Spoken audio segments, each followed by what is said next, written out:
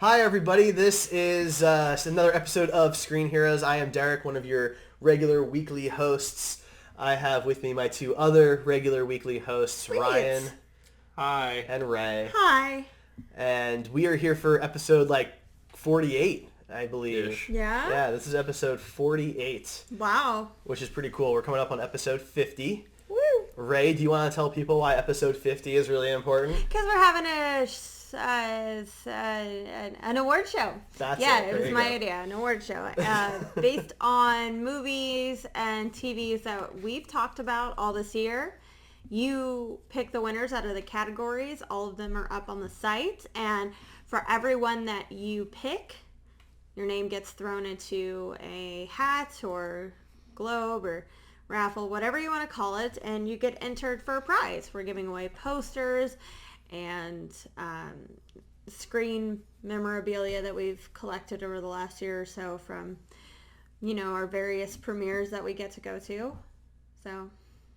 Not screen used stuff. No, not screen use stuff. Okay. I'm sorry. I'm not on top of my game tonight. You'll get stuff. It'll be something. So if you want to see what the categories are and what the nominees are, go out to, right now, griddaily.com and check out the article that was posted earlier this morning, Tuesday, November 22nd. And it goes through every category, shows all the nominees, and you can still vote. Voting is still open. You can vote either by commenting on that article. You can hit us up on Facebook or Twitter or Instagram or Tumblr, all those good things. Mm-hmm. For those of you who are not really aware, we've been going through a bit of a branding, renaming kind of thing. We were the Grid Daily. That's who we were, and that's who I guess we'll always be, just a little bit. No, we'll always be Screen Heroes. But we are also now becoming the Heroes Podcast Network, with the Screen Heroes Podcast being our flagship show. We've got some other shows that we're hoping to launch in the coming weeks/months. So we've got new handles and things like that. So follow Heroes Podcasts on Twitter and Facebook and Instagram. You can also go to heroespodcasts.tumblr.com now. It's the same Tumblr as before, but with the new URL. Tumble for you. So tumble with us. And we have, of course, our Patreon. And that's patreon.com/heroespodcasts. And I want to give a shout out. We had a couple of new patrons join us in the last week, which is really exciting. So I want to give a shout out to Doc Rev. He's been listening for quite a while now, and he's always with us in our Twitch chat on Tuesday nights, which is great. And he is now one of our patrons, which is really cool. Thank you, Doc Rev. So thank you, Doc. Yes, we appreciate it. I'm just going to call him Doc. I've always wanted somebody I can call Doc. Right. So thank you very much for that. We really appreciate it. And what is the Twitch stream? Well, every Tuesday night at 8 p.m. Central, we live stream the Screen Heroes podcast at twitch.tv/heroespodcasts. And you can chat with us live. We've got some people chatting with us right now. For example, Trackboy, he thinks that Ryan's killing it with his jacket because Ryan's wearing a Captain America hoodie thingy. So, yeah. Well, I think hoodie is technically what it's called. When they zip up, I don't know. For me, a hoodie is something that you pull over. That's true. I mean, but I think that term is expanded out to zip up jacket type hoodies now too. Fair enough. We can talk about that on our next podcast if you want. And we'll do a whole episode about hoodies. And we've got Doc Rev in the chat tonight. It's Mother Uckas, which is another one of our regular listeners and chat joiners. So thank you for that. So what are we talking about tonight? We have a topic. I'm sure we do. What is it? Fantastic Beasts and Where to Find Them. The newest movie in the Harry Potter universe. Yes. So that was pretty exciting. That came out this past week. If you have not seen Fantastic Beasts and you care about spoilers, go ahead and give us a pause and then go see the movie and then come back. Yes, and immediately. Listen to the episode. Stop whatever you're doing and go see the movie so you can listen. Yes, I'm sure there's a movie starting right now. Just go see it. It's true. It's playing absolutely everywhere. It's playing in this basement. It's movie We're time selling somewhere. tickets It right is now. not playing in this basement. That would not be Yeah, it's accurate. right over there. There's So, a movie theater. Anyway, so Fantastic Beasts and Where to Find Them hit theaters. This one's written by J.K. Rowling. The actual screenplay Yes. was written by her, which is really cool. Well, because the book is very short. It was a supplemental book to go along with the original 7 books, and it was basically an encyclopedia written by Newt Scamander about these fantastic creatures that we see, like the hippogriff, like the Cornish pixies and things like that. So there wasn't really a story in there. No, it was more. I mean, it was more of a reference book. It was supposed to be a textbook, as the Yeah. students would get at Hogwarts. Yeah, so this is kind of like, and of course now I'm trying to make the point, it's gone. But Lord of the Rings, the Hobbit, Silmarillion. Thank you. Yeah, people are talking about making that into a movie, and it's not really. You can't really do that. Yeah. Yeah, it's not really what it's intended to be. But they did it. J.K. Rowling did it. She sat down and she penned out a screenplay or typed it up, however she does it. And we got the first of it was Al, dictated by an Al. Oh yeah. Yeah, the owls actually write the stories, and They were uncredited. That's unfair. she's a ghostwriter for the owls. She's a ghostwriter for the owls. But there's going to be 5 of these movies. Yes. So first gut, do you think it can support 5? Okay, based on the trailer and based on just me skimming the textbook, no, I was very concerned this was going to be another Hobbit situation where it was one book stretched over 3 movies. The shortest of the books. It's just so awful. After seeing it, I think they left a lot open to continue to being explored. So I believe that the 5 movies could get dragged out. There were parts in the Harry Potter 8 films I thought got dragged out. I didn't think book 7 was the one to split up. I thought book 4 was. That's just me. So I think there will be parts that are extended and thinned out that I don't really want. But at the same time, I think, of course, there's enough of the world between America's magic and the rest of the world's magic to explore. So I'm on the train. I'm on the hype train. The Hogwarts Express, so to speak. Yeah. Whatever they call that in America. In America. Yeah. The American subway. Yeah. The New York That's what subway. Not quite as classy. No. So. No. Okay, Ryan. Coming out of the movie, I would have said no. But then there was some news that came out afterwards that I'll talk about in a little bit that makes me feel more confident. Still not 100%, but... Fair enough. I definitely feel like they've got more than one movie's worth of information. They clearly set up a sequel. They clearly have a plan to do more. 5 seems like a lot. When you think about other franchises that have 5 films, how strong are those later films? If you look at, for example, Alien or Terminator. But if you look Or at Harry Rocky. Potter, it's got a lot of movies, and granted, there were some of the best movies were in the middle. Yeah. So, but they did have the 7 novels to go off of, which is a lot of content. In some cases, too much content for just a single movie. This time, they don't really have that. So. Yeah. All right. Well, we'll talk a little bit the numbers that we normally do here. So it had a pretty good weekend. Had a great weekend. It crushed every other new release. Pretty much said you can't play in our sandbox.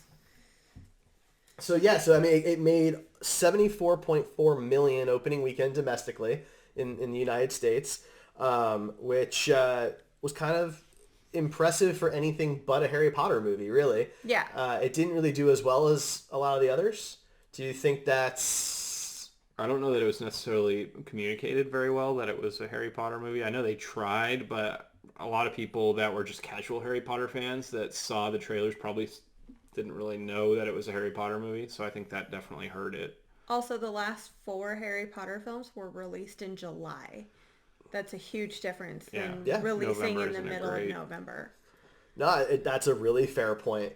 They're both really good points. I mean, they could have pushed it out to this week since Thanksgiving weekend's huge for movies, but they probably did not want to compete with Disney and Moana.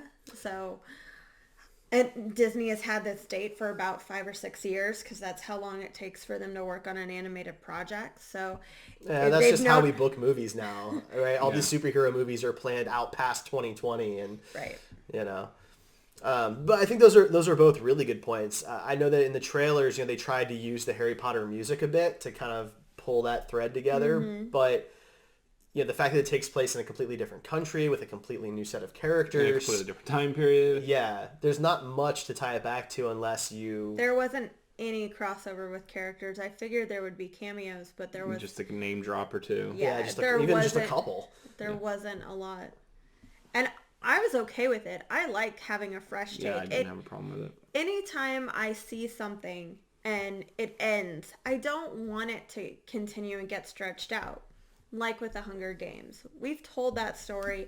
I want to see what else is going on in that world. Like, if North America has become Pan-Am, what's going on in Europe and Asia? Sure. The rest of the world changed as well. So that's what I'm more interested in. And in this case, same thing. We got a new magic school that I assume we're going to see plenty of later on. And hopefully. Newt's going back to England, and Grindelwald, if anything's going to be explored with him, he spends his time between America and England itself. Mm-hmm. So we could be boat hopping the Atlantic here a bit.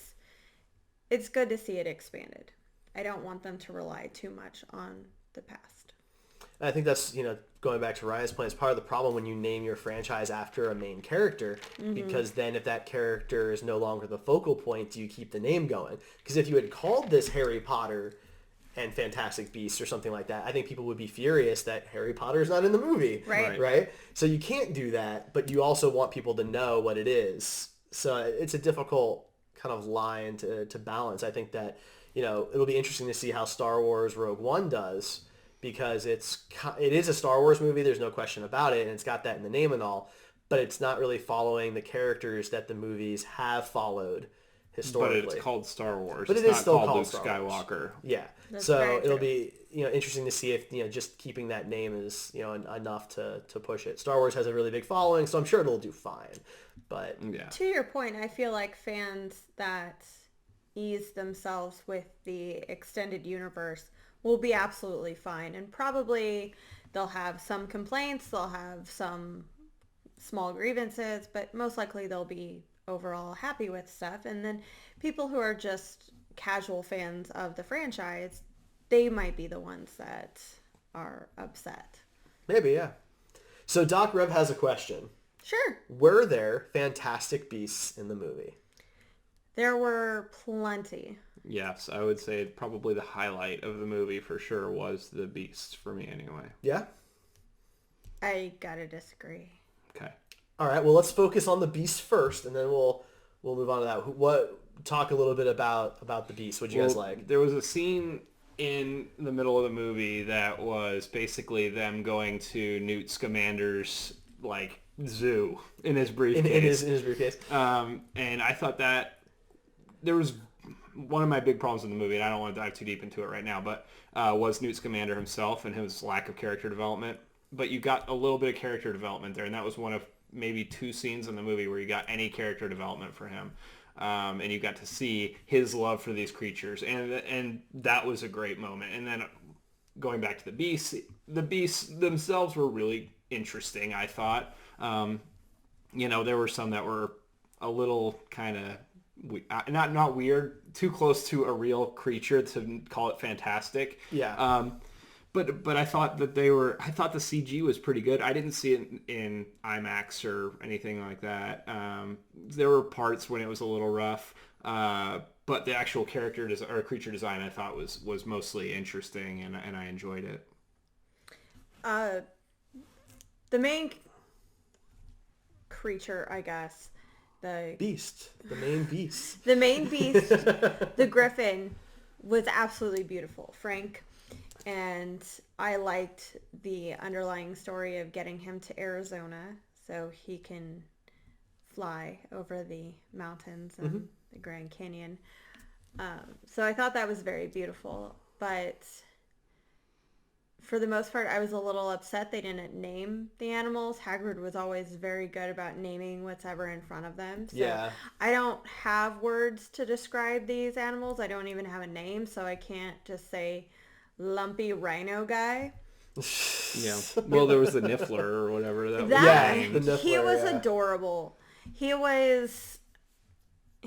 I could see it was a cute trap, and I fell for it. It was a cute trap. So was the little baby Groot praying mantis thing. That I was didn't all like over. Definitely. that. Yeah. I didn't really buy into that one. It was No. kind of forced for me. No, but, I was yeah. like, give him to Ron Perlman. Do it. Yeah. Do it.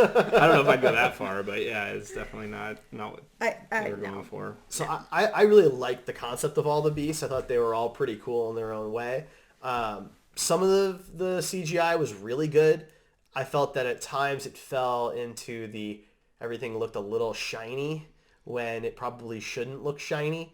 Yeah, And I thought the Buckbeak and the Thestrals looked much more convincing in Harry Potter's 3 and 5, whereas we've moved on. Technology has gotten better. Why can we do holograms of Tupac, but we can't get CG animals right? I think part of my problem with, I think a lot of the smaller, I don't even know if it was a CG problem. The problem is that they weren't using practical effects at all with it, because when they were holding the creatures, there was no real weight. You didn't feel, it was like they were holding up air, and the creature's obviously heavier than air.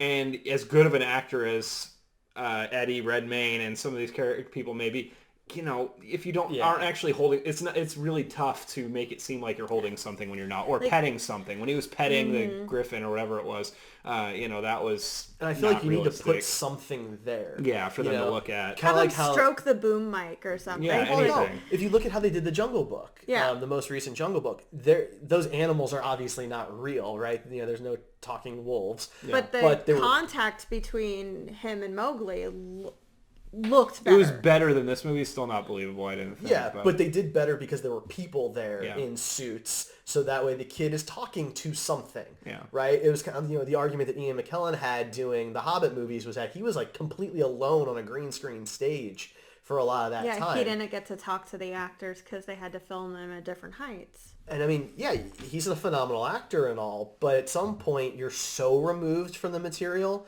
that it's hard for it to be convincing, right? And in this case, you have actors who are probably not as good as Ian McKellen.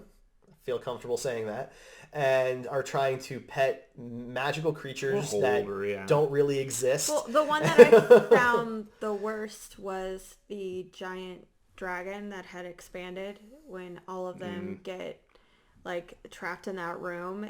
It wasn't great. Dan Fogler just being like this. No, you would not look like that if you were squished up by a giant dragon. This wouldn't happen. So that scene was just done poorly, in my opinion. The creatures didn't carry any weight when they walked or anything either, which kind of bothered me. The scene when is it a griffin? That big thing? I think it's a griffin. Okay, so when it's in the air, the Thunderbird, whatever it is. Yeah, so it's Mother Uckers is telling us it's a Thunderbird. When it went up in the air, it was Sorry. beating all its wings and it was storming and stuff. That should have been really cool, but it was just kind of cool, I guess. Yeah. You didn't really feel the weight of the creature on the screen. It wasn't translated well. The creature CG is, to be honest, my least favorite part of the movie. I don't have too many other...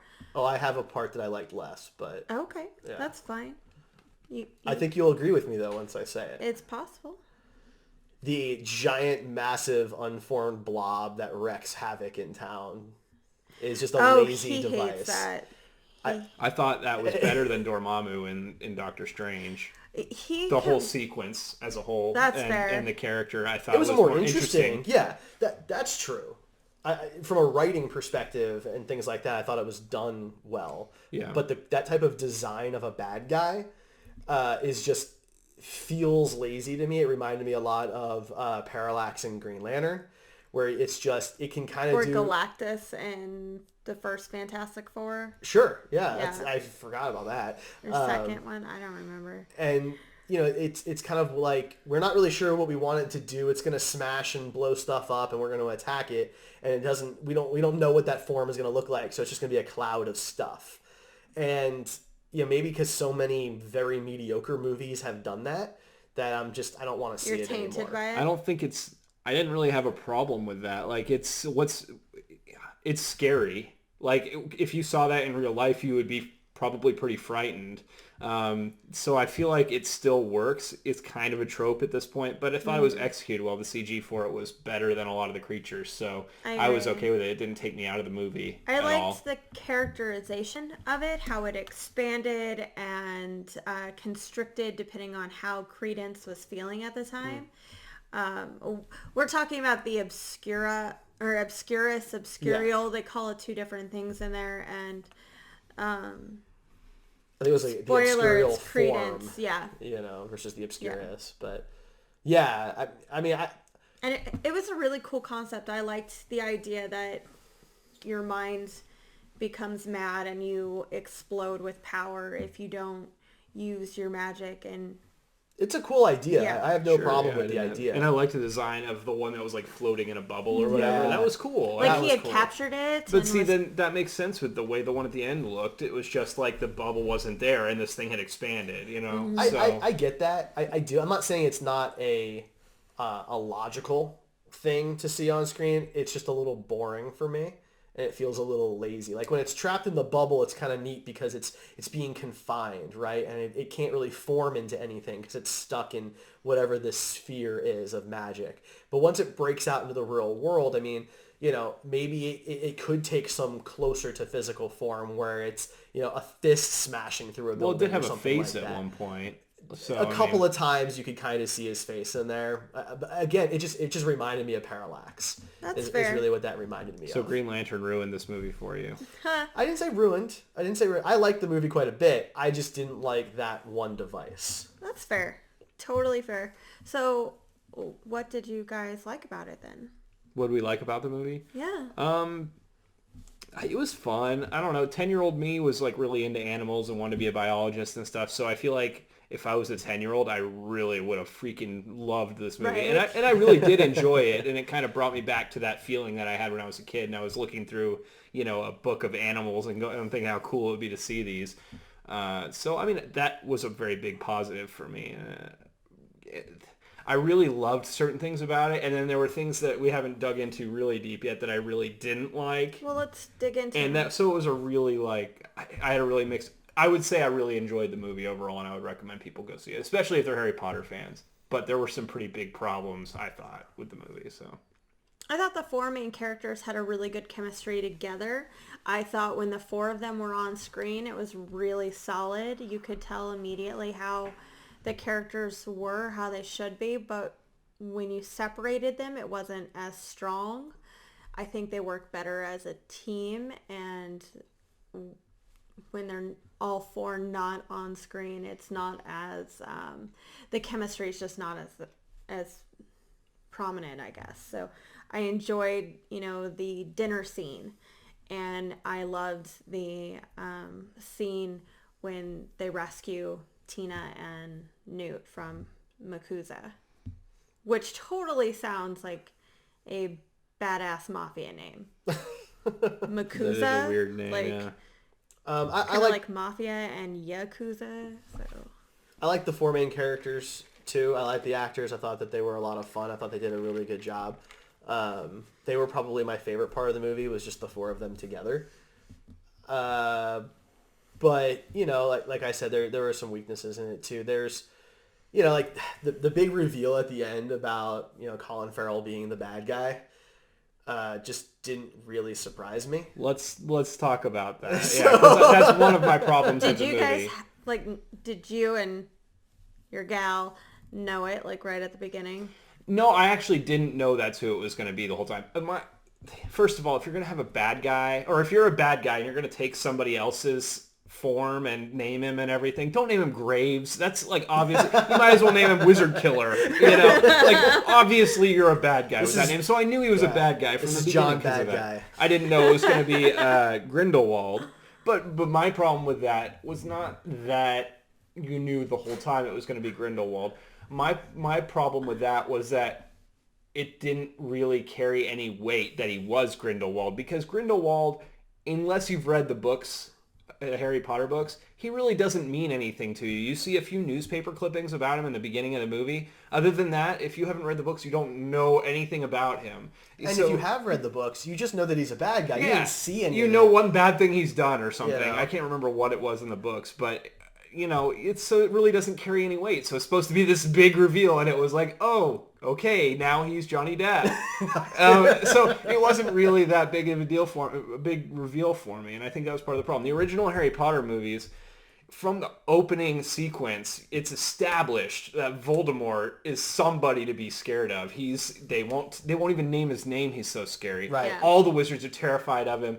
It's a big deal. This guy is like, okay, he had some newspapers written about him, and now he's playing a guy named Graves. He obviously has poor choice in naming, and I just... Well, so what kind of ruined it for me was I knew it was him from the beginning because they had the same haircut, and it's a weird haircut. Nobody else in the movie has this haircut. They do have the same haircut, actually. I didn't even realize that. It wasn't a 1920s haircut either. It's so like a modern haircut. It really stuck out. It's not just like you pinpointing this issue and being super particular and you got lucky at the end. This is very out of the norm weird. And the way the scenes were cut was, for a brief moment, I actually thought it was supposed to be the same guy. Like, it wasn't a trick. It was just, this is him later on, and like a week later or something like that. And then I realized, it's supposed to be a different character. Yeah. It's probably not a different character. Yeah. Because it just seemed too seamless for me. And I don't know, like, he seemed like a not so great guy really early on, but he also didn't seem evil. He just seemed like he was out for himself, right? Whereas Voldemort always kind of carried this intense weight of wanting to just kill everybody. Yeah. He wanted power. He wanted destruction. He was evil. Mm-hmm. He doesn't even have a nose, Right. That's how evil he is. And this guy's like meeting a teenager in a dark alley. I thought there was going to be some kind of some kind of sexual relationship there even at times. Wow. Wow, I did not get that at all. Okay, so in the one scene... Oh, he does like grab him and bring him really close. When he gives him the necklace... I think he was just trying to be like a father figure. Yeah, maybe it's the way he talks in that creepy whisper voice. It came off as really... not evil creepy, but like predator creepy is how that scene came off to me. Okay. Whether that was intentional or not, maybe I read into it, I don't know. But that's how that character came off to me, was just not a good guy. Not necessarily evil, destructive, end of the world guy, just a bad guy. Yeah, he'll kill some people, but he's probably not going to commit like mass genocide. I agree. Graves to me came off as a jerk and not a villain the entire time, but I didn't want him to be Grindelwald. I wanted it to be like a Umbridge and Voldemort. They're two different kinds of bad. They're not the same. And, I thought it'd be really kind of relevant if there was this man who's almost at the very top of the magical government who was corrupt and, doing things for himself. But then he turns out to be the one deadly wizard that they're all looking after. Yeah. And to me, that sucks because Colin Farrell is probably the best actor in there. Eddie Redmayne, as far as like strength clearly, of acting. Yeah. He played his character the strongest, I thought. And no issues with Ezra Miller. He was awesome as Credence, but he got very little screen time in comparison. So I loved Colin Farrell's character, and I'm sad to see he's going to be gone now. I think what would have fixed it for me, when me and Nicole we had some differing views on the whole thing. She's a big Harry Potter fan, so she obviously knew about Grindelwald. And so the reveal was a much more of a big deal for her than it was for me. Right. What would have fixed it for me, and what I kind of compared it to, was the MCU, which, big surprise there, right? But you get, in the first Avengers movie, you get the big Thanos reveal after the credits, right? Mm-hmm. And that inspires people. It wasn't a plot point in the movie. It inspired people to go look up who this big purple guy in the giant floating space toilet is. In this movie, that was a plot point that shouldn't have been there, because you didn't get anything from it. It didn't add anything to the movie. I didn't think the Johnny Depp cameo was needed in this one. Yeah, you could have had it, but like do it after the credits. So that makes it not like it's connected to the movie, but it's not an actual part of the movie. But to your point, since we've never really seen the character before, the fact that he turns into Johnny Depp doesn't tell us anything. No, but the fact that Thanos looks at the camera and goes, here, doesn't say anything either. I'm saying that would have given people, maybe they would have gone back and been like, who is this guy? And then maybe they would want to read the Harry Potter books because of it, people that hadn't necessarily read it before. So I feel like that would have accomplished maybe more what they wanted to do with that reveal than actually doing it in the movie. Just have the movie end with them putting Graves in handcuffs, or taking him to wizard jail, or however all that works. Right. And then after the credits, he comes on, and it's like, you get the Johnny Depp reveal. And, Yeah. That would have worked better for me, I feel like. And Nicole disagreed, but... Well, so it's Mother Uckers in chat is kind of talking about how, Grindelwald isn't supposed to be as bad as Voldemort. He's a bad guy, right? But he's definitely not a bad guy at the same level. Do you think that picking that character then for this kind of, I don't want to use the term relaunch, expansion of the Harry Potter verse, you think that's a good decision? Well, Grindelwald and Dumbledore have a very interesting history. They were best friends, and after his sister was kind of beaten up and mocked for her powers, Dumbledore's entire family went anti-Muggle, and the two of them had this zealot, pure blood kind of attitude, very similar to Voldemort's, and Grindelwald was the one that went off the rails. Mm-hmm.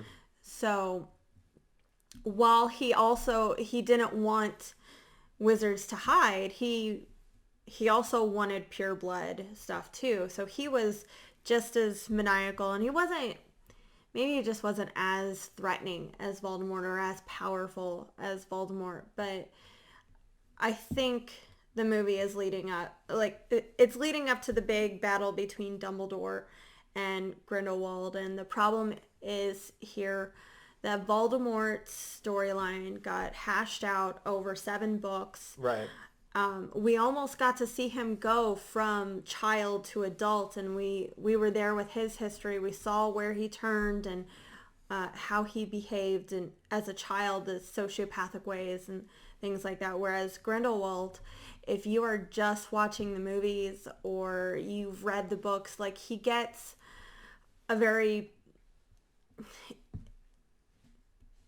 a small amount of Deathly Hallows dedicated to him. Right. And he gets 1 or 2 passing lines and a short scene in one of the Deathly Hallow movies, and then there's this. So we don't care about Grindelwald because we don't know that he's a scary, evil man. Well, that's the problem. Right. It didn't carry weight when they did that reveal because he hadn't had movies led up to it. I don't even think you really see Voldemort until...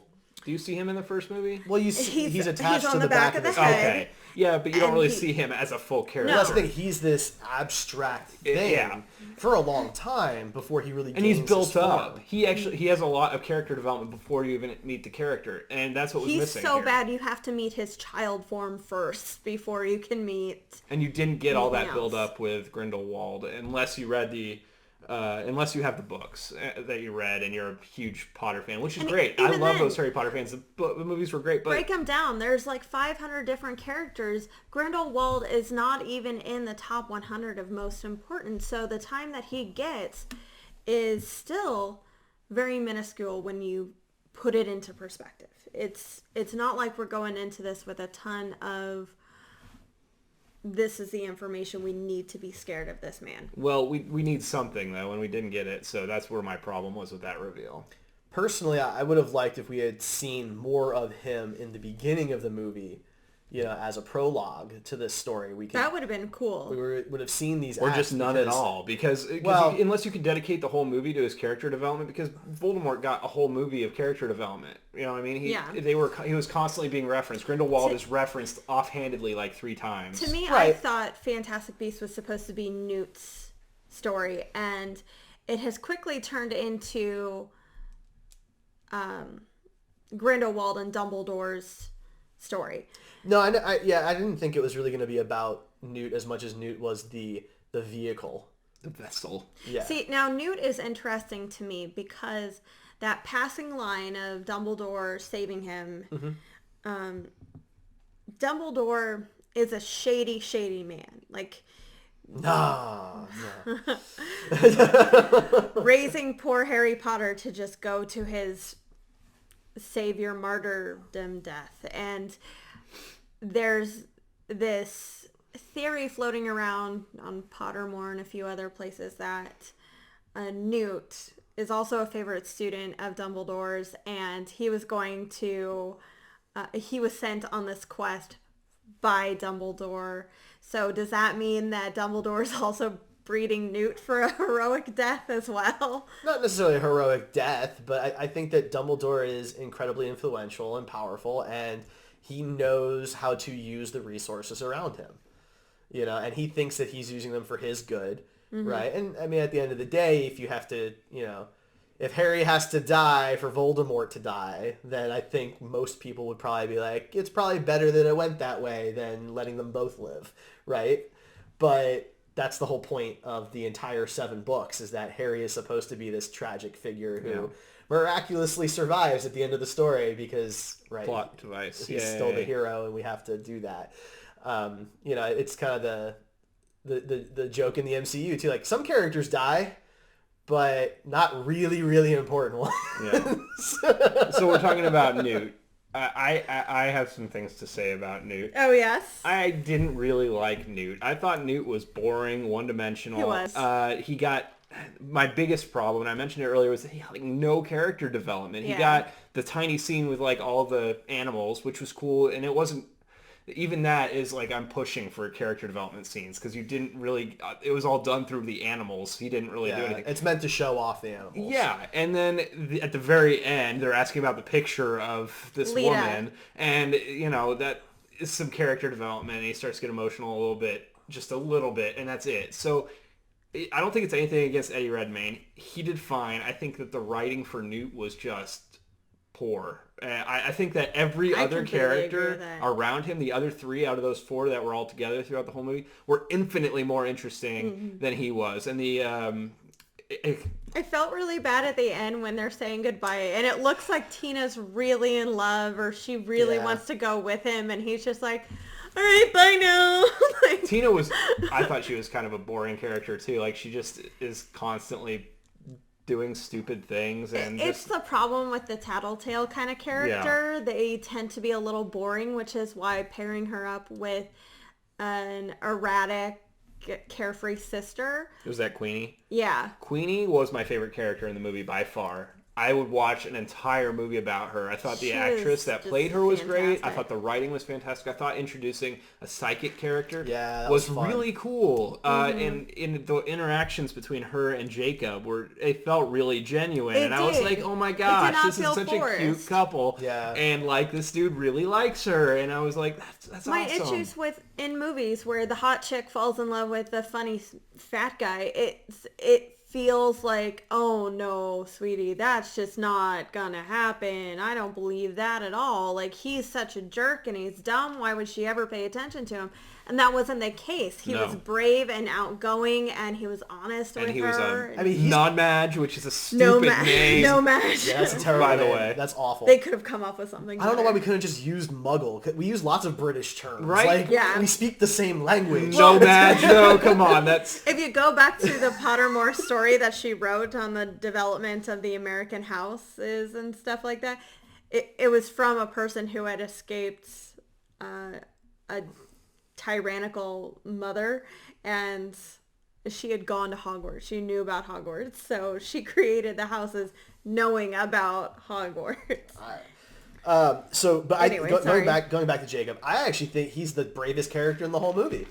He has no powers. He's entering this world that he didn't even know existed 24 hours ago, and he goes in head first with everybody else who's got all of these powers and all of this training, and he doesn't even really hesitate when it comes down to it. I like how he doesn't just let go. He's given multiple opportunities. Everybody's like, hey, you should probably be obliviated. And he's like, no, let's keep going. Let's do this. Let's do it. I thought that was great. We're going into chat real quick. Apparently, according to Mother Ucka's a spoiler alert, they get married. That's adorable. I want to be at that wedding. I think she's talking about Newt and Tina. Or Queenie and... She also said Rowling knows best, and to which I would like to respond, Rowling actually regrets the way she wrote Harry Potter and the coupling in Harry Potter, and that Harry should have ended up with Hermione. But I agree. That didn't happen. I so shipped that. Rowling does not know best. Go check your sources, mother uckas. Rowling. No, it's a good point, because I mean... Rowling did say that Dumbledore would be openly gay in this. She did say that, and, you know, I know since she wrote the screenplay for this one, is she writing the rest of them? I would assume she's going to have a heavy hand. I hope that there's like some actual screenwriters that kind of interject in there a little bit, because there were some problems with the writing in this. But I do think that she has, contrary to what I just said to Mother Uckas, I do think she has a good grasp on the world, obviously, because she created it. She has thought out so much more than what a ton of people think about their stories. Yeah. Well, she's an author. She's a novelist. You know, writing a screenplay is a very different medium. And just because you're good at one doesn't mean you're good at the other, and that goes both ways. Right. And I think that she absolutely needs to be heavily involved in anything in this universe because she understands it so well. Right. You know, I mean, we didn't get 7 books that have been this popular that spawned 8 movies and now 9 movies if they weren't any good. Yeah. And a play. And a play. That's right. So the biggest overarching problem with this movie, and it's probably more of a personal problem than it is, you guys may not agree, is that it has the X-Men syndrome going for it. And it's a trope that I'm starting to get tired of. The whole, like, it's got to be us versus them. It's got to be us wizards versus the no-mages. It's got to be us mutants versus the humans. You know, we're better than them. And you get the Magneto in every movie that's like, we can do this and take over the world and get rid of the humans. And, you know, that is getting a little tired for me. Like, I mean, there's got to be some other way they can do this. They didn't really need to push that as heavy in the original Harry Potter movies, and it worked pretty well. There was still an element of that, obviously, with Voldemort, but... I think part of the problem is that they've decided to focus on specific characters in an era where they're in our world. They're not really in the magic world. The Harry Potter books take place primarily in the magic world. Yeah. So any of that talk about, you know, wizards and witches versus muggles is minimized. No, I'm talking about the Harry Potter books. It's minimized in the Harry Potter books because most of it takes place at Hogwarts or at the Weasley house or other magical places. Yeah. You know, diagonally. Exactly. You know, yes. Just wanted to shout at later on towards the very end when they go on their big camping trip, you know, like some of that's in our world, you know. Yeah. But it's minimized in the Harry Potter books. And here, I mean, most of this movie the whole point of this movie is that these fantastic beasts just got out into our world, and that's terrible. And you've got because you're going to expose the wizarding world, right? That's the whole focus for this, right? But we've seen that a whole bunch of times already. Right. I agree. So I'm getting a little sick of it. I'm just saying, I think that's why the Harry Potter books were able to avoid it. I completely agree with you. If the next few movies, so my problems with Newt Scamander meant that I didn't want to watch 5 movies about him. He's not an interesting enough character for that. Now, the rumors that I was talking about earlier saying that, or not rumors, I guess they're actual something from the production team, said that the 5 movies aren't necessarily going to be about Newt. And the characters they established in this movie will probably play some part in the other movies, but they're not all going to follow Newt. I imagine thank goodness for that. I imagine that he's going to play at least a decent part in the first 3, but there is a good chance that he will be killed off because it's not called Newt Scamander and his Fantastic Beasts. Right. It's called Fantastic Beasts.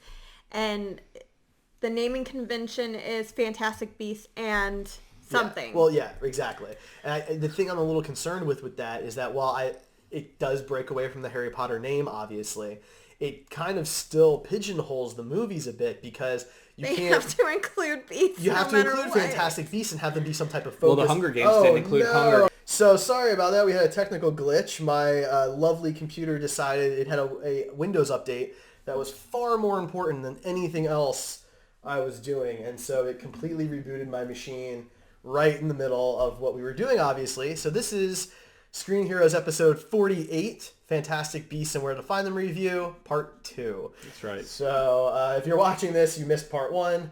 You're going to want to go check out part 2. Guys, tell us, what were we talking about? And what were we talking about? Sorry about that, everybody. So we were... were we on Newt? we were talking about, if I remember correctly, The X-Men syndrome. the X-Men syndrome. Yes. So yeah, I think it's a fair point that we do kind of have that versus thing here, but the main focus of the film was still magic versus magic. You had the crazy lady, or I'm drawing a blank on her name, who had the anti-magic people, Credence's quote family that he was living mother. with. Yeah. Mary Lou. Oh, is that okay?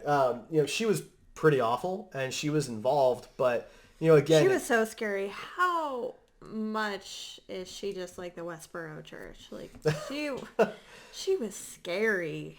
Yeah. There was definitely some hints of that. Right. Yeah, the Westboro Baptist Church. Yeah. Anyway, yeah, but I mean, how much trouble could she possibly cause for the actual magic people? That wasn't that much there. Most of the movie really focused on magic versus magic and this concept that they don't even trust each other anymore because of how bad things have gotten. And that's really what I took away from it. Mm-hmm. X-Men had that a little bit, especially in the first one, but I felt like it's usually more of mutant versus mutant than it is anything else. And in this case, I think this followed that formula of it being magic versus magic most of the time. That just reinforces my point then. Well, yeah, it's a different X-Men syndrome, I think. Except that it's the same No, because thing. it's not non-powerful people versus powerful people. Well, the X-Men syndrome you just said was mutant versus mutant also, so... Right, I'm saying it's a different one than what you said. Okay. You said it's the mutants versus the non-mutants. How I said that's the main story, but was it ends the up death being... device in Makusa? Because not Right, just that a was simple... super dark. It's like Yeah. luring you to commit suicide. Like, Yeah. it's... I didn't like that, mainly because it just felt overly dark for this universe. These are still primarily Right. kids-focused stuff. They could have easily thrown out a Nevada Kedavra, but instead they're like, we're going to give you to the pensieve of acid. Yes, where you will just see happy memories and follow them to your death. And it looked like, that's like acid. That's a Yeah. painful death. What are they Yeah. talking about? Right. Um, You don't feel it? Hell yes, she does. It seemed this movie had a couple moments that were really dark, and it didn't bother me in the sense of these things. How could we let these things happen in that universe, kind of thing? It was more of just it seemed out of place. It didn't seem like that would be a normal form of execution for at least the wizards and witches Yeah. we knew in I Harry don't It know. Potter. definitely stood out as like a really bleak point in the movie versus the entire rest of the movie that was kid. I mean, it was kid movie. That whole zoo thing was like Right? for kids. Yeah. And then you have these people that are Yeah. just being lured to die. And Well, it's I felt that scene, while incredibly dark, it was very revealing about Graves' character, because while America has always handled its execution way differently from other countries, and it can lead towards the dark and cruel side depending on which era you're talking about, it has never been one person decides the fate. It's always, trial and jury, or, multiple higher ups involved. And just this one guy who is second in command to the president, from what I get, is able to say death penalty, done, do it right now. Yeah. And It was way too easy. I felt like the president should have known about that, especially about a former employee. So that to me gave a giant, this guy is a bigger bad than what I gave credit to him for earlier. I mean, he's a big bad and all, but it just seemed implausible because it literally took no time. It was almost the same scene, and so there was no passage of time. There was no conversation, no paperwork to sign, nothing. Yeah. Just straight And up. that is just not how the government works. We're so bureaucratic. well, but in the 1920s, maybe it worked that way Maybe. in the wizarding. I mean, don't know. maybe did they it ever did. talk about putting wizards to death? No, they never really talked I mean, about like it. I don't- that seems like they just talked about jailing people. Yeah, like, and it happens in the war. I mean, I would assume somebody like Barty Crouch Jr. and the Lestranges, who, really put the Longbottoms through the mental ringer, they would have had a death sentence before these two people. Yeah. Again, it just seemed out of place, and it seemed implausible. It was really weird. And the room it didn't fit the rest of the universe. It was super clean, that didn't really bother me in the movie, but now that you mentioned it, it's a little weird. It does stand out. But, I mean, it's a death chamber, so I guess there would be a reason why it would stand out. But, even just from a stylistic perspective, nothing about it seemed wizardy. That's true. Other than the thing clawing out. Well, obviously, the liquid metal stuff is weird, right? Yeah. And the floating chair. But even the floating chair looked just kind of like a doctor room office chair.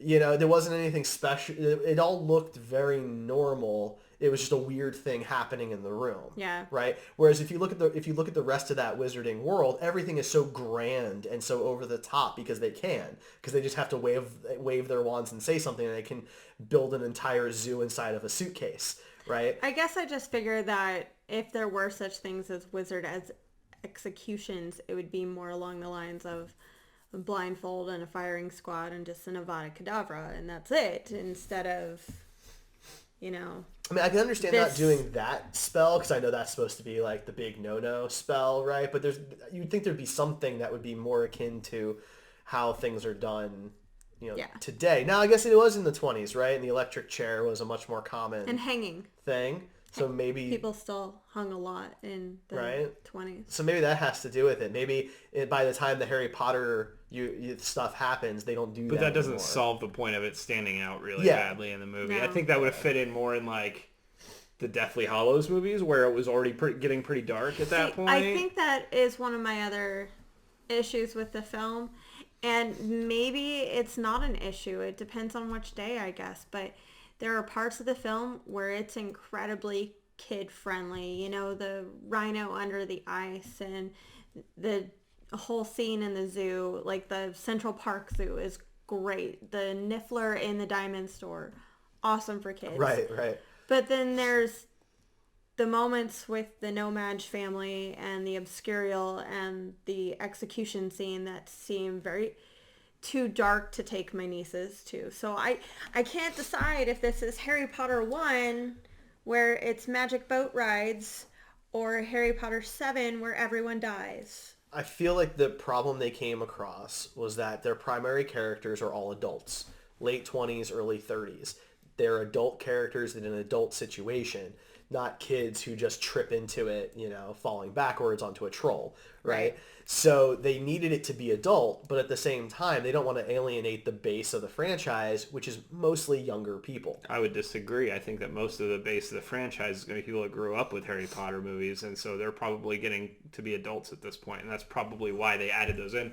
And the kid-friendly scenes were to try and attract new fans. Maybe we have to look. Sense. It'd be interesting to see the numbers for the book sales and the movie sales and see if they're still just as popular as they were. So do you guys think a new novelization of this film will come out? I mean, maybe, but I don't really think it's necessary. They do novelizations of Star Suicide Wars and Squad. Star Trek movies. Yeah. So, to not do a novelization of this seems like, just from a marketing perspective, a missed opportunity. I don't think we need it, right? But I think it's probably inevitable. I'm sure it's going to happen. Oftentimes the novelization adds in things from the script that were in the first round that they ended up cutting out, and now you Sorry, in chat, it's Mother Uckers was saying that Niffler and the Diamond Store. No, that's Dog Store. Oh, it's Dog Store. Sorry, the colors look the same. I'm sorry. Dogsthorpe said Niffler and a Diamond Store could be the next movie in the series. He'd still go see it. Yeah, I think it would probably make more than this movie did, probably. Like the Minions got a spin-off. Yeah, and exactly. Niffler could get a spin-off. Will get its own spin-off. Yeah, I like it. Anyway, I'm sorry. No, you're fine. It was just you're funny. fine. I couldn't help it. No, I don't even remember what I was saying, so it's cool. That's all right. But yeah, I expect to see a novelization, but I think to the point I think you were trying to make is that they can add to stuff in the novelization. Right. The Star Wars novelization of The Force Awakens has some cool Easter eggs in it that fill in some blanks that were not covered in the movie. Apparently the Suicide Squad one expands on everybody's character and doesn't just have 14 more scenes of Harley. It has things for everybody, like Boomerang's racism that they cut out and stuff like that. So The Dark Knight Rises novelization included the Joker you Yeah. find out where he is during that whole film because, the character was still alive at the end of The Dark Knight. Yes. So the Joker is still alive. So, this gives them an opportunity. Now, It's Mother Uckers this time is saying that they are publishing the screenplay at a minimum. It may have some editing in it. So, like Cursed Child is the play, right? It's not really a novel. It's the published play. Right. Which is a difference. Apparently that made some people mad, but the cover of the book does say that. So just, don't judge a book by its cover, but you still might want to read what's on the cover. Yeah. In this case, it's okay to judge a book by its cover. So they are going to be at the minimum publishing the screenplay, which is interesting. To my knowledge, prior to this and The Cursed Child, I don't remember screenplays really being published on massive scale before. I think it has to be a really popular movie Yeah. for them to do that. I'd agree. I can't even think of one. So I think that they made a ton of money off of the play script, whatever that is. So Yeah. I Cursed imagine, Child. yeah, Yeah. so I'm sure they'll make a bunch of money off this too. Sure. Especially if it has deleted scenes or things that are run Yeah. in the movie that expand on other characters, things like that. So something we didn't talk about was Lita Lestrange, and she's played in just that one photo by Zoe Kravitz. Now, she's not an A-list celebrity by any means, but, she's had roles before, so her name's nothing to kind of brush off. She wasn't just extra number 4, so... And the Lestrange name drop is an even bigger hint at what's to come. But... I think it's more of just, I don't know that it's a hint, because, we don't know, we know a Lestrange, but not this one. It's, this could be a good Lestrange, Right. and then the That's very Bellatrix true. went bad, So, we don't really know. It's more, I felt it was more of an Easter egg than it was like a lead up to, and they've said since that they're going to play a bigger part. Yeah, she is cast in the second one, which is going to be released in 2018. So we're going to see an expansion on her, at least in that. And yeah, it should be interesting, but I didn't really take that as a hint any more than Grindelwald. You don't know anything about him really, so it's like, I guess we know a little bit more about Grindelwald. But the cool thing about Grindelwald is that his reign of terror actually overlaps with Voldemort's life. So, like, a lot of people have thought Credence is Voldemort's dad. it's an interesting idea. I don't think that's the case. No. That's people doing the whole That's what Star Wars thing where everybody has to be related to everybody. Credence is Snoke. Yep, that's it. You heard it here first, guys. You heard it here first. Credence is Snoke's dad. Ooh. There you go. Oh, wow. Yeah, no, not everybody has to be related. We were already getting Albus Dumbledore and another Lestrange just randomly shoved into this, so. And I assume we're going to get the other two Dumbledores, the brother and Ariana, the sister. I don't remember the brother's name because I know they were kind of estranged from each other. Lestranged. Lestranged. Yeah, I wouldn't be surprised. I'm really more excited to see Dumbledore. I want to see him. Well, that's what everybody wants to see. Yeah, I want to see him young. I am really Played by Adrian Brody, right? I'm very curious to see who they're going to cast. I saw that from chat. I don't... Thank you, Doug Thorpe. I don't know who I would want to play that character. So Adrian I Brody agree. is fine. Only he's a if good actor. Only if he's but, beefy, right? I don't think that Dumbledore needs to be beefy. I think he does. Let's ask Rachel. Rachel, The how do you feel about a beefy Dumbledore? The first Dumbledore was long and sinewy, and the second one was a little beefy. So I'm okay with either Dumbledore look. Think about it. He was an old man, and he was in that castle with all that food. What's a man supposed to do? He could work out. Yeah, get a magic treadmill. Right, come on. He's magic. It's not So like he doesn't need to work He out? doesn't have to lift anything. He just, It's points still, the wand some and people stuff just like to be moves. healthy, Derek. Look, If you were magic, would you have your No. awesome biceps? No, I would not have my riceps. if I ever reached the age that Dumbledore was when he died, I would feel comfortable eating whatever I want. Well, that's fair, but I'm saying in his younger years, beefy. So, lastly, the other theory, which seems to be pretty solid, most people agree, and J.K. Rowling hasn't confirmed, but it sounds like she's going to, but that Ariana Dumbledore was an obscurial, and Grindelwald is obsessed with obscurials, apparently, and that's how he came to know Dumbledore. something Sure. like that.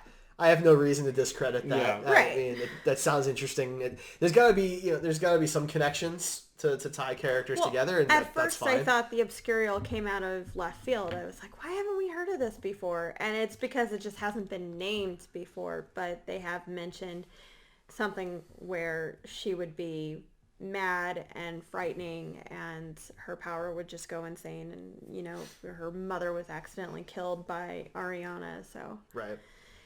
No, I think that would be fine. I don't have any problem with them going that route. I think that's the one theory from the movie that actually makes the most sense, and I feel like that's a reveal we're going to get sooner rather than later. So I guess, there were a couple, little kind of cameo type situations. What'd you guys think of Ron Perlman showing up? He was adorable. I thought being the tallest goblin means you get to run crime houses. That's right. Stuff. That's right. That's the I rule. didn't know that he was going to be in it. No, but when I saw the goblin walk out, I was like, that looks an awful lot like Ron Perlman. and then it was, and I was like, okay, I can get with this. See, I was lucky that I had only seen one or two of the trailers for this movie, and so I didn't know that he was in it. I didn't know that Jon Voight was in it. I didn't know that Colin Farrell was even in it. They really didn't I knew Colin advertise. Farrell was in it because he's in the previews and the trailers. He wasn't in the initial ones. There were 3 trailers. He was only in one of them. Oh, okay. And so I guess I missed that one, and so I didn't even know he was in it. Yeah. And then the Johnny Depp thing was really a nice surprise because I knew he had been cast in the sequels. But they only That was revealed surprising the to me, cast too. like 2 days before that. So I did not expect a cameo. So, I assume that those were reshoots. But even then...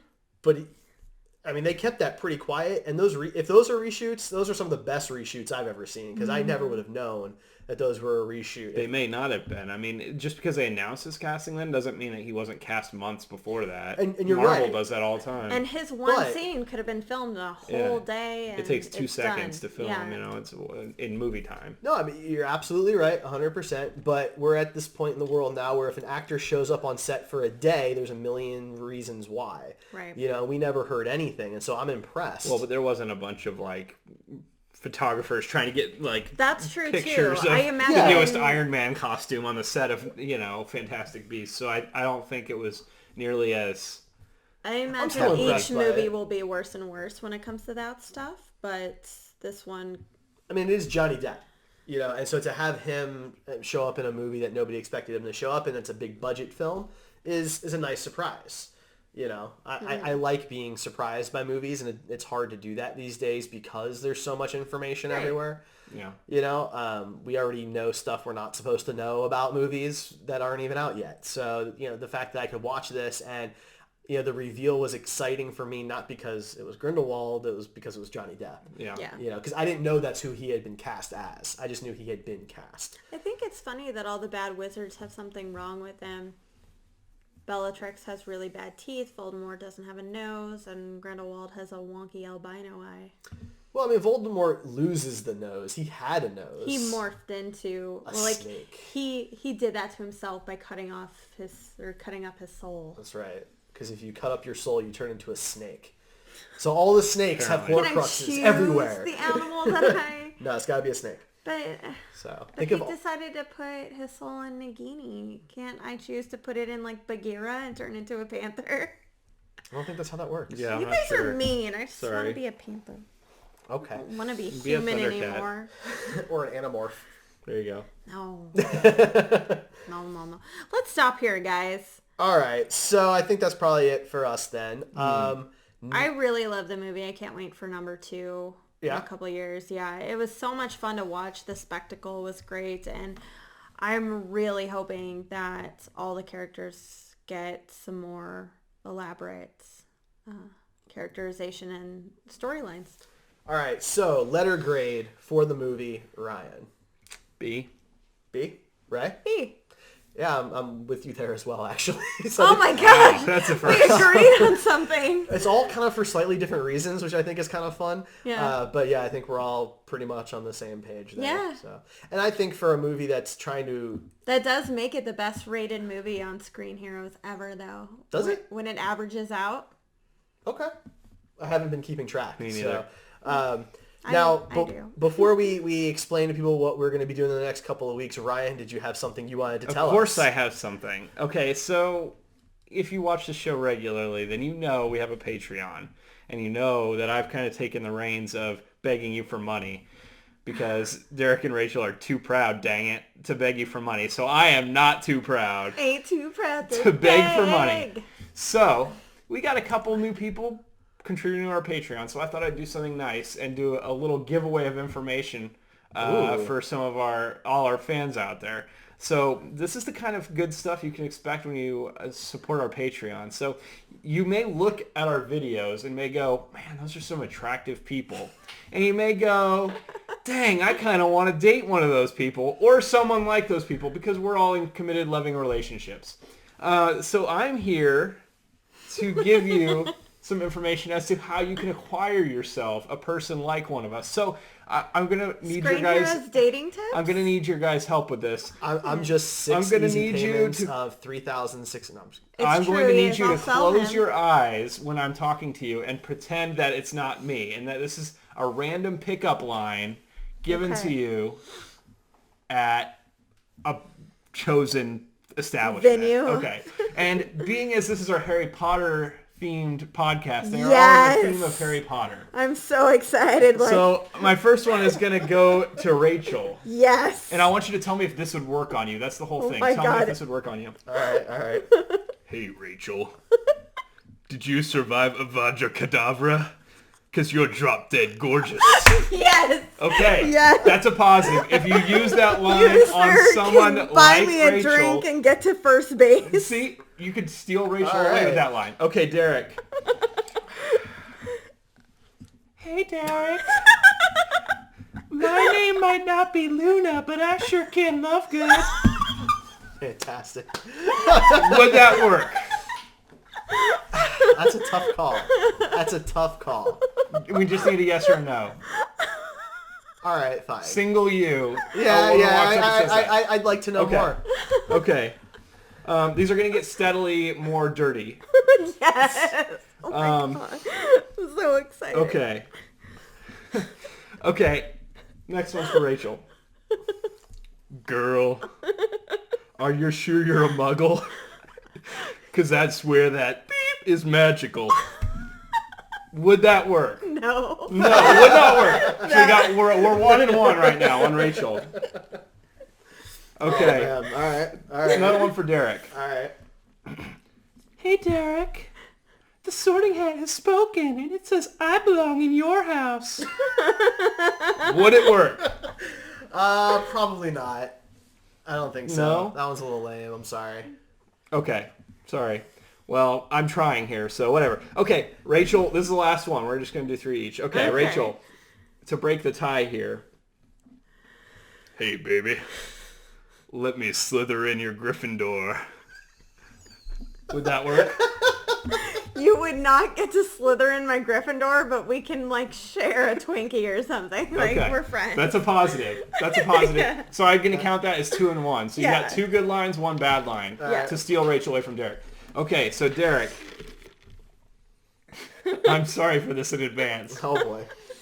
I want to stick my Sorcerer's Stone in your Chamber of Secrets and release the Prisoner of Azkaban into your Goblet of Fire, giving the Order of the Phoenix, making my Half-Blood Prince rise, and giving you the Deathly Hallows. I couldn't tell. I don't even know what's going on there, but that's the dirtiest That one. one's a little too much work for me, so I'm going to say no. And it wasn't in a womanly voice, which I don't know if that affects your judgment at all. That one's too much work. Okay, So, well... if I have to write down the pickup line to connect the dots, it's too much. Okay, well, listen, this has been... Okay, we're 1 and 2 for Derek, 2 and 1 for Rachel, so I just want you guys to know that I'm looking out for you here, and I'm trying to help you better yourself. And this is just one way. And if you subscribe to our Patreon for $1, $5, all the way up to $50 billion, you can get these kind of helpful tips from us and just better your life by knowing you're supporting a creative endeavor of the 3 of us. So, yeah, please do it. Check out all the cool perks at patreon.com/heroespodcasts. And don't forget to follow us on all of our social media things at Heroes Podcasts. Twitter, Instagram, Facebook, Tumblr, and Twitch. You can join us live every Tuesday night at 8 p.m. Central at twitch.tv/heroespodcasts. If you follow our channel on Twitch, then you'll get a notification when we go live.